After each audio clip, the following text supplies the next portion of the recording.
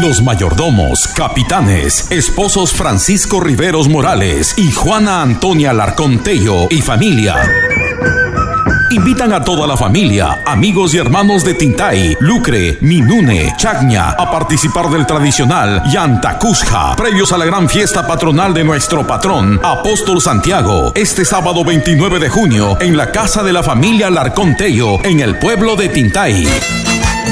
Fortalezcamos nuestra identidad cultural y valoremos juntos nuestras tradiciones, herencia de nuestros ancestros. Los esperamos con fe y alegría a celebrar previo a nuestra fiesta patronal del patrón Apóstol Santiago. Tintay, provincia de Aymaraes, departamento de Apurímac, los espera para celebrar el Yantacusca. Los mayordomos, capitanes esposos Francisco Riveros Morales y Juana Antonia Alarcón Tello los esperan.